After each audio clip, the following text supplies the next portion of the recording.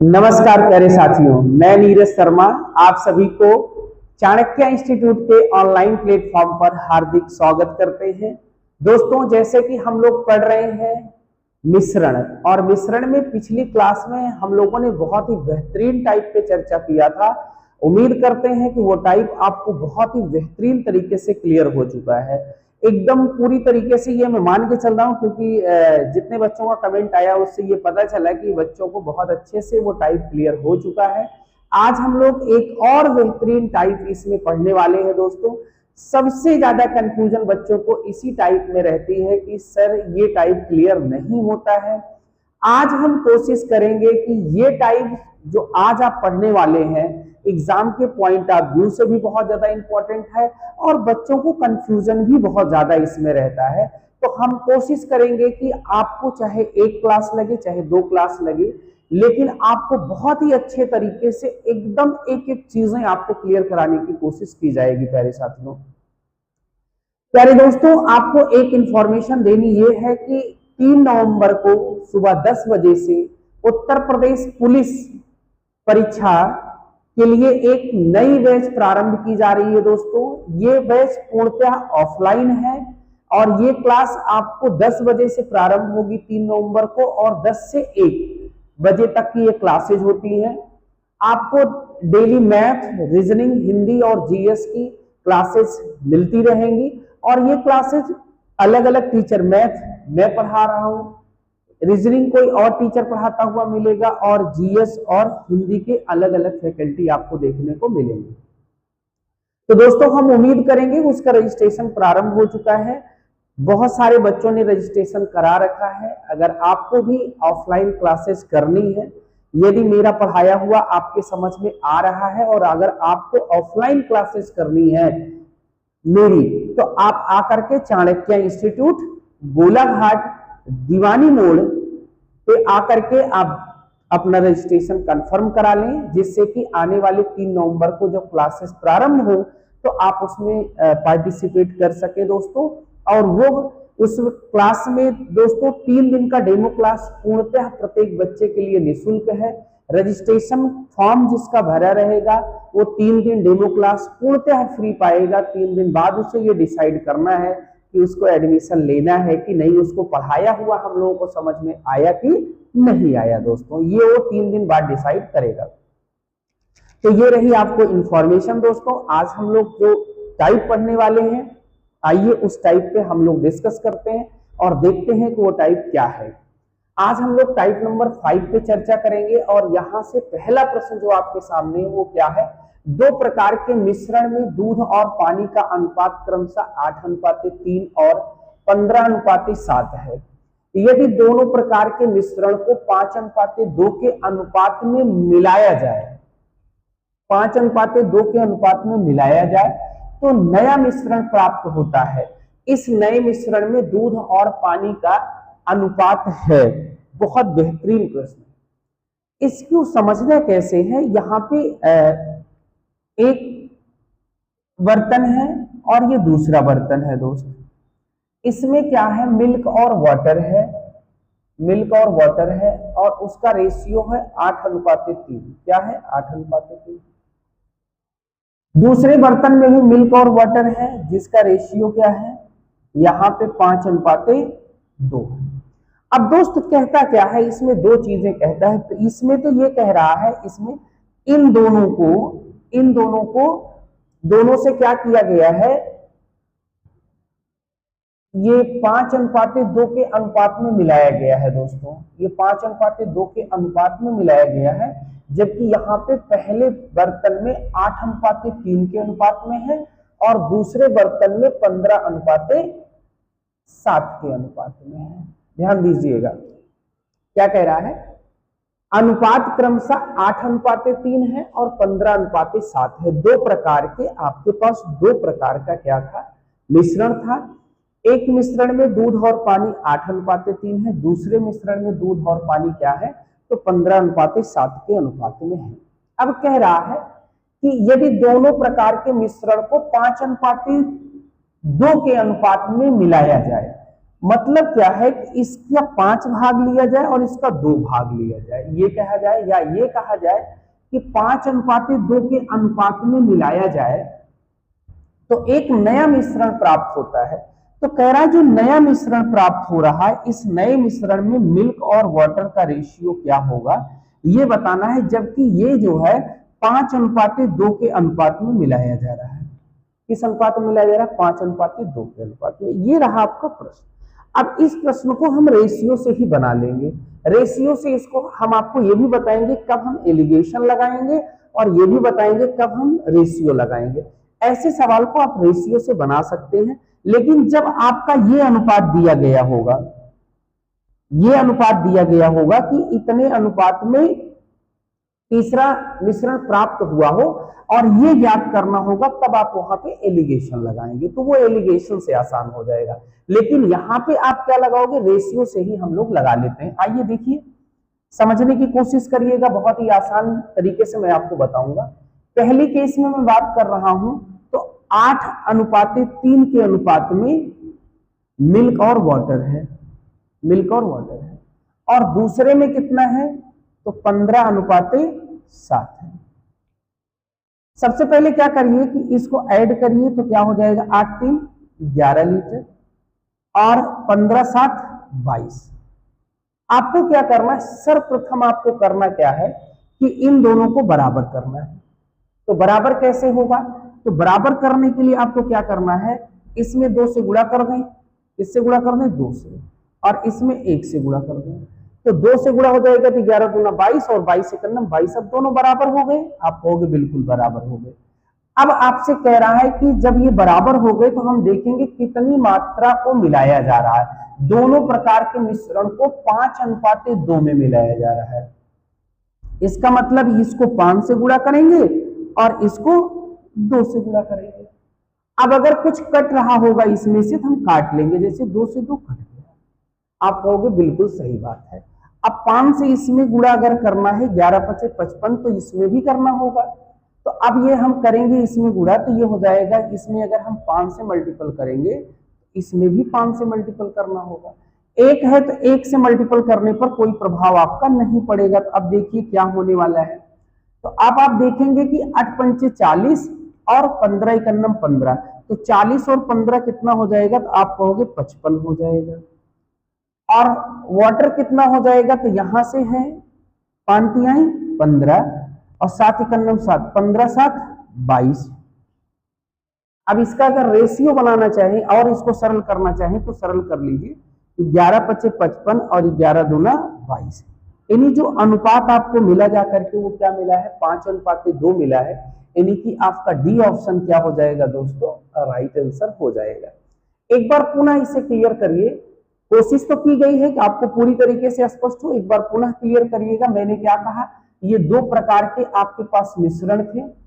एक मिश्रण था जिसमें दूध और पानी 8:3 था, दूसरे में 15:7 था। इसको तीसरे मिश्रण में जब मिलाया गया है, तब मिलाया गया है 5:2 के अनुपात में। तो यहां पूछ रहा है कि मिश्रण कितने अनुपात में जाकर के तैयार होगा। तो इसको मैंने क्या कहा? सबसे पहले क्या करना है? यहाँ रेशियो से ही बनाना है। इसका अनुपात लिखेंगे 8×3 = 11 करेंगे, इसका अनुपात लिखेंगे 15×7 = 22। इसकी मात्रा को, दोनों की धारिता को समान करेंगे। धारिता को समान करने के लिए 22 है तो 22 इसको भी बनाएंगे। तो 2 से मल्टीपल कर देंगे तो ये 22 हो गया, और 22 को 1 से मल्टीपल करोगे तो 22 ही आएगा। अब आपको करना क्या है कि आपको ये देखना है कि अब ये दोनों बराबर हो चुके हैं। अब आपको देखना है कितने अनुपात में इनको लिया गया है। तो 5:2 में, मतलब यहां से 5, यहां से 2, तो इसको 5 से गुणा, इसको 2 से गुणा। अब यहां जब 5 से गुणा किए, यहाँ 2 से, तो यहाँ देखा 2 से 2 कट, जो कटेगा काट लीजिएगा। 2 से 2 काट लिया। अब यहाँ बचा 5। तो अगर हम इसको मल्टीपल करेंगे यहाँ पे, तो 5 से यहाँ भी होगा, तो 5×8 = 40 और 5×3 = 15, और 1 से यहाँ पे मल्टीपल करोगे तो ये क्या होगा? 15×7 ही रहेगा।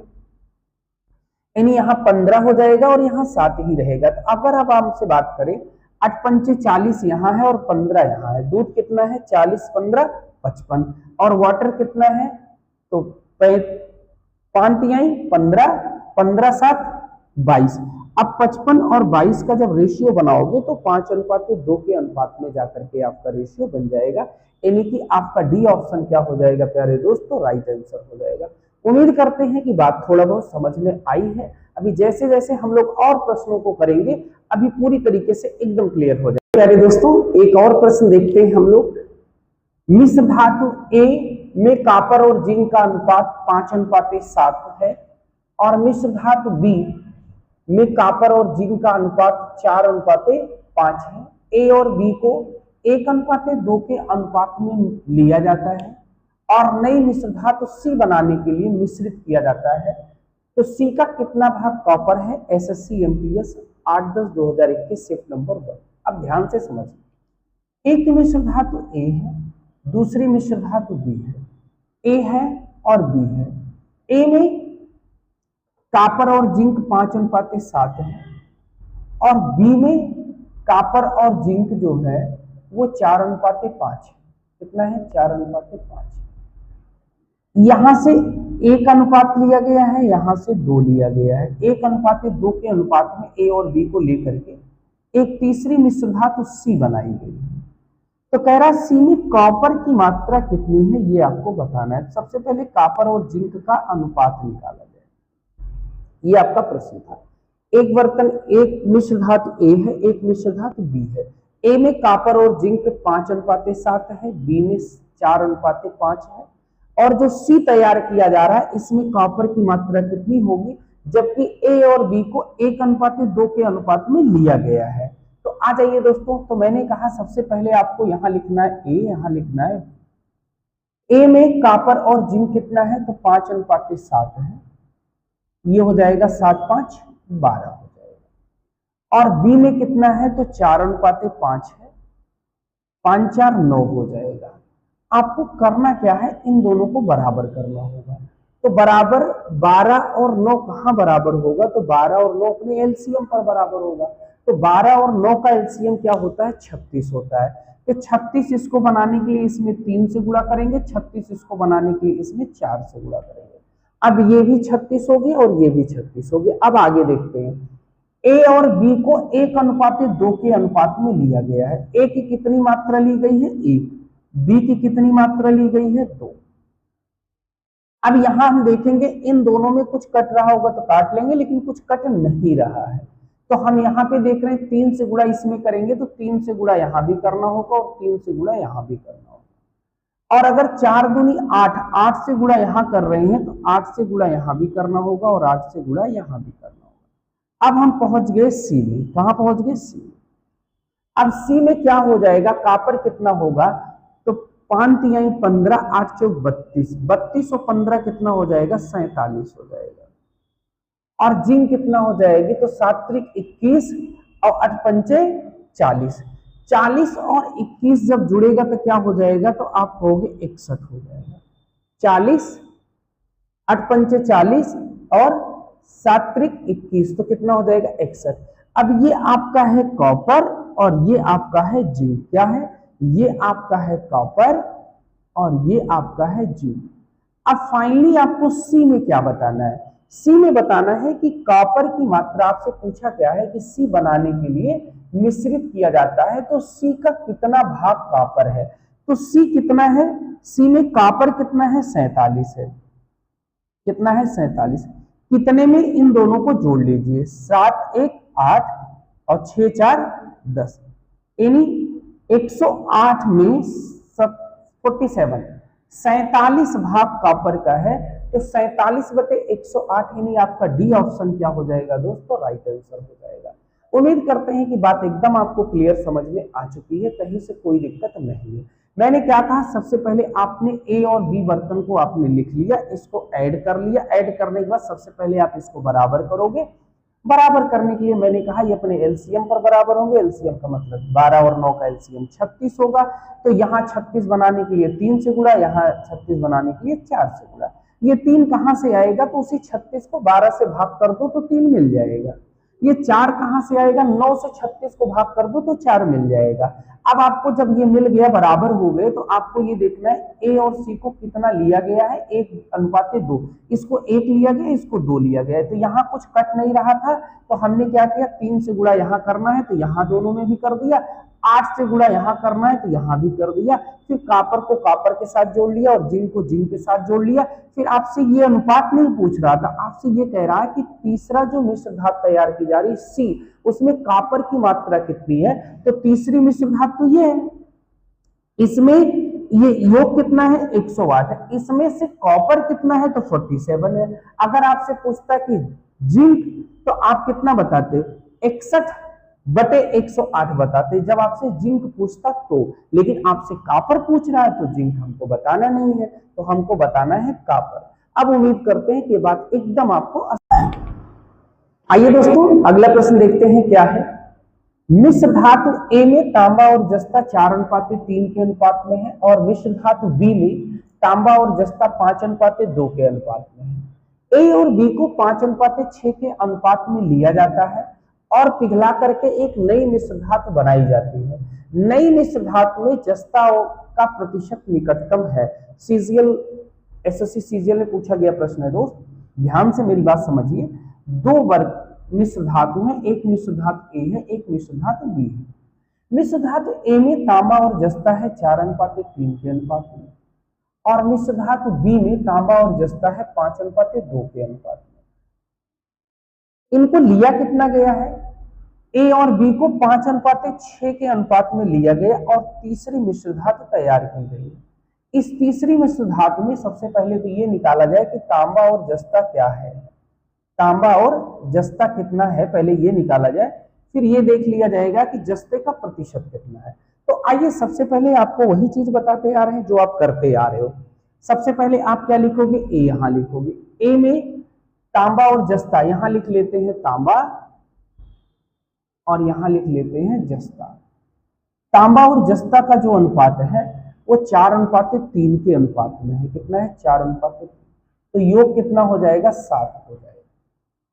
बर्तन बी में अगर देखा जाए तो बर्तन बी में 5:2 के अनुपात में है, इसका भी योग क्या हो जाएगा, 7। यानी दोनों के मात्राएं समान है। जब मात्रा समान है तो समान अब तो ऑलरेडी है, तो आपको ये देखना है कि ए और बी को कितनी मात्रा ली गई है। ए की मात्रा 5 ली गई है और बी की मात्रा 6 ली गई, तो यहाँ 5 से मल्टीपल करा दीजिए और यहाँ 6 से मल्टीपल करा दीजिए। अब आ जाइए दोस्त, क्योंकि ये कुछ कटेगा नहीं, तो अब यही आपका क्या करना है, 5 से यहाँ, तो 5 से यहाँ भी मल्टीपल होगा और 5 से यहाँ भी मल्टीपल होगा। 6 से यहाँ हुआ है तो 6 से यहाँ भी होगा और 6 से यहाँ भी होगा। अब जरा देखो क्या हो गया, 5 जो 20, 6 पंचे 30, 30 20 50। जो तीसरा बर्तन आपका तीसरी मिश्र धातु तैयार हुई है उसमें अब तांबा कितना हो गया, तो 30 20 50 हो गया। जस्ता कितना हो जाएगा, तो 5 तिहाई 15 और 6 दूनी 12, 12 और 15 कितना हो जाएगा, 27 हो जाएगा।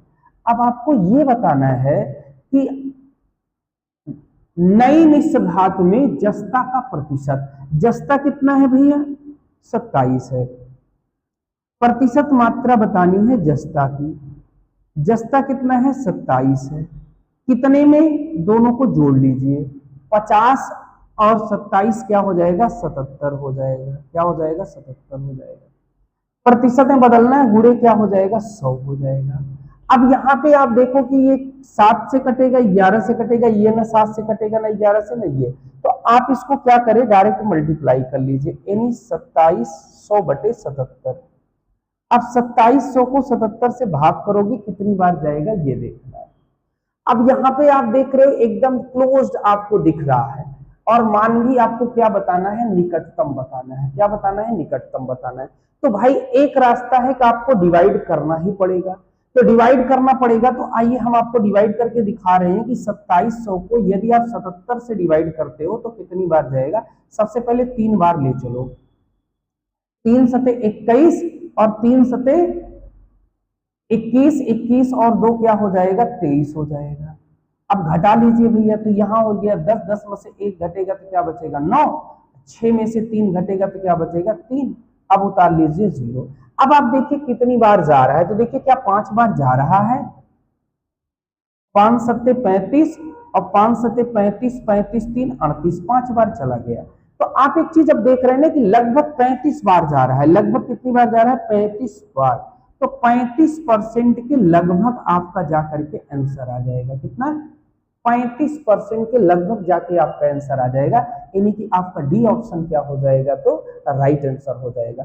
तो कहीं कुछ बहुत ज्यादा अतिरिक्त करने की जरूरत नहीं है। जैसे जैसे आपको सिखाया जा रहा है वैसे वैसे आपको धीरे धीरे आगे की तरफ बढ़ते रहना है। प्रैक्टिस करेंगे तो चीजें बहुत आसानी से क्लियर होंगी। एक बार जब आप पूरी तरीके से क्लास को देख लेते हैं तो आपको अगर कोई कंफ्यूजन है तो आपको दोबारा भी देखना चाहिए। उसके बाद आपको किताब उठा करके और लगाने की कोशिश करनी चाहिए कि प्रीवियस ईयर क्वेश्चनों को हम बना पा रहे हैं कि नहीं बना पा रहे हैं। दोस्तों आइए प्यारे दोस्तों एक और प्रश्न देखते हैं।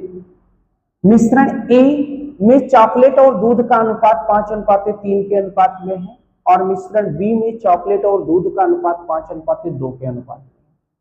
ए और बी को 5:6 के अनुपात में लिया जाता है और एक नया मिश्रण बनाने के लिए मिलाया जाता है। नए मिश्रण में चॉकलेट का प्रतिशत निकटतम है। SSC CGL tier second 3/2/2022। अभी जो आपने पिछला प्रश्न किया था सेम उसी से मिलता जुलता ये भी प्रश्न है। डाटा भी आपको कुछ हद तक सेम दिख रहा होगा। वहां पे लैंग्वेज कुछ और नहीं थी, सेम लैंग्वेज थी। बस वहां पे जो पूछा गया था इसका जो पूछा गया था उसके अपोजिट यहां चीज पूछी गई है।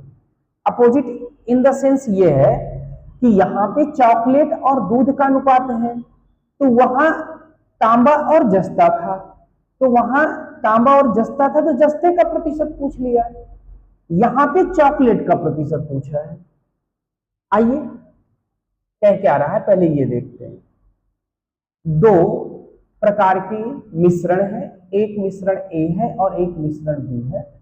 इसमें चॉकलेट और दूध है 4:3 और बी में कितना है 5 और 2 है। इसको मिलाया कैसे गया किस अनुपात में, 5:6। 5:6 में मिलाया गया तो एक तीसरे प्रकार का मिश्रण तैयार हुआ है। तो इसमें कह रहा है कि चॉकलेट का प्रतिशत क्या है ये बताना है। क्या बताना है, चॉकलेट का प्रतिशत। तो सबसे पहले चॉकलेट और दूध का अनुपात यहाँ तीसरे बर्तन में फाइंड किया जाए। तो सेम वही प्रोसेस को अप्लाई करना है। ए क्या है 4:3 है, तो 4×3 7 हो जाएगा। बी में क्या है, बी में है 5:2, तो ये हो जाएगा 4 5 2 7। ये क्या है, चॉकलेट है यहाँ पे, और ये क्या है दोस्तों, दूध है। अब इसको आपके यहां ले चलेंगे तीसरे में। सबसे पहले क्या करना है, ए और बी को कितने अनुपात में लाया गया है, तो 5:6 में लाया गया है। तो 5 से मल्टीपल यहां करेंगे और 6 से मल्टीपल यहां करेंगे। अगर 5 से यहां किया गया है तो यहां भी करना होगा और यहां भी करना होगा। 6 को यहां से किया गया तो यहां भी और यहां भी। अब 5 चौक 20, 6 पंचे 30। तो इसमें जो तीसरा मिश्रण तैयार हो रहा है उसमें चॉकलेट हो गया 50 और दूध कितना हो जाएगा 5×3 15, 6×2 12, 15 27। सेम वही चीज आया है जो पिछले सवाल में आया था। वहां इसका प्रतिशत पूछा था, यहां इसका प्रतिशत पूछा है। चॉकलेट का प्रतिशत पूछा है। किसका पूछा है, चॉकलेट का प्रतिशत तीसरे मिश्रण में। कितने मिश्रण में, तीसरे। नए मिश्रण में चॉकलेट का प्रतिशत, चॉकलेट कितना है भैया 50। कितना है 50। कितने में से, 77 में से। कितने में से, 77 में से। और गुणे 100 यानी ये हो जाएगा 5,000,000/77। सेम वही चीज यहां भी है, कटने वाला है नहीं, आपको भाग करना ही पड़ेगा। तो भाग करोगे तो ये कितनी बार जाएगा लगभग ये देख लीजिए। आइए भाग करके भी आपको दिखा देते हैं।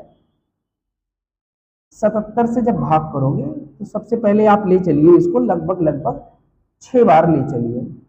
तो 6 बार ले चलेंगे, 6 सते 42, 6 सते 42, 42 और 4 46।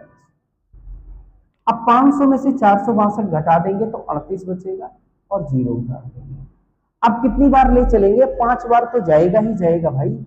तो कितनी बार हो जाएगा, 5 सते 35 और 5 सत्ते 35, 35 3 38। तो देख रहे हैं ना, लगभग लगभग 65 बार जाता हुआ दिख रहा है। यहाँ 5 ज्यादा गया है, कितनी बार गया? 5। आपको यहाँ 380, यहाँ 385। तो जो नियरेस्ट वैल्यू बतानी है आपको, तो 64 तो यहाँ दिख नहीं रहा है ऑप्शन में, तो 64 नहीं दिख रहा है। आप क्या बताओगे? 65% बताओगे। क्या बताओगे? 65%। यानी कि आपका डी ऑप्शन क्या हो जाएगा? राइट आंसर हो जाएगा। भाई 64 दिखा नहीं, 64 दिखता तब भी 65 ही आंसर होता। क्यों? क्योंकि यहाँ पे देखो बहुत हल्का सा 5 केवल ज्यादा दिख रहा है। इसका मतलब ये 64.9 के समथिंग जाएगा। इसका मतलब क्या है? 65% के आसपास जाकर के ये बनेगा। तो आप ये बताओगे कि जो डी यहाँ पे जो चॉकलेट है, चॉकलेट लगभग 65% है, बाकी क्या है? दूध है। बाकी क्या है? दूध है। तो अब हम उम्मीद करते हैं कि ये जो टाइप आज आप पढ़े हो, इस टाइप में जो पहली वैरायटी का सवाल बनता है, टाइप 5 में जो आज आपने टाइप क्लियर किया, इस टाइप में पहली वैरायटी का जो सवाल बनता है वो आपको मैंने कोशिश किया है क्लियर कराने के लिए। इसमें अभी एक वैरायटी का सवाल और बनता है, उस सवाल पे हम लोग नेक्स्ट क्लास में डिस्कस करेंगे। आप इस क्लास को पूरी बहुत अच्छे से एक बार देखिएगा, क्लियर करिएगा। कहीं से कोई भी कंफ्यूजन होगी तो जरूर आप कमेंट करके बताइएगा।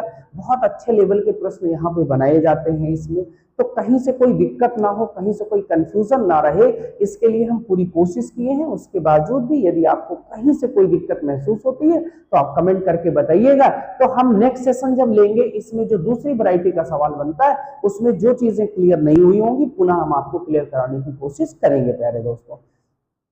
चलिए मिलते हैं नेक्स्ट सेशन में, तब तक के लिए हम उम्मीद करेंगे कि आप लोग स्वस्थ रहेंगे, मस्त रहेंगे और दोस्तों पढ़ाई को कंटिन्यू जारी रखेंगे, क्योंकि आपके जीवन में पढ़ने के अलावा कुछ नहीं होना चाहिए। एक रास्ता केवल आपके पास अभी दिखना चाहिए, वो केवल और केवल है आपको पढ़ना। अगर आप अपने आप से एक प्रश्न करो कि यदि आप पढ़ोगे नहीं तो करोगे क्या, एक प्रश्न अपने आप से करिए, आपको रिजल्ट खुद ही मिलेगा। कि आप अपने आप से पूछिए कि मैं पढ़ूंगा नहीं तो करूंगा क्या, तो आप खुद ही पढ़ना शुरू कर दोगे दोस्तों। क्योंकि जो आज पढ़ेगा नहीं वो फिर आगे आने वाले समय में फिर उसके पास जब नौकरी नहीं होगी, तब आप कल्पना करिए कि आपका जीवन कैसे होगा। इसलिए प्यारे दोस्तों, यदि आपको नौकरी चाहिए तो निरंतर पढ़ाई करनी पड़ेगी, और बिना पढ़ाई के जीवन में कुछ भी संभव नहीं है। आप कोई भी चीज हासिल कर सकते हैं, वह सारी चीजें केवल एक रास्ता है उसको हासिल करने का, वह मात्र और मात्र एक रास्ता आपके जीवन में है, वह है पढ़ाई। आप पढ़ाई से कुछ भी हासिल कर सकते हैं। जो चीजें आप सोच नहीं सकते हो, पढ़ने से वो चीजें आपको हासिल हो सकती है। एक बार आप कोशिश तो करके देखिए। जब कोशिश करोगे तब तो जाकर के आपको सफलता के नजदीक पहुंच पाएंगे, और नजदीक पहुंचने के बाद तब आप सफल हो पाएंगे दोस्तों। चलिए दोस्तों मिलते हैं नेक्स्ट सेशन में, तब तक के लिए जय हिंद प्यारे साथी।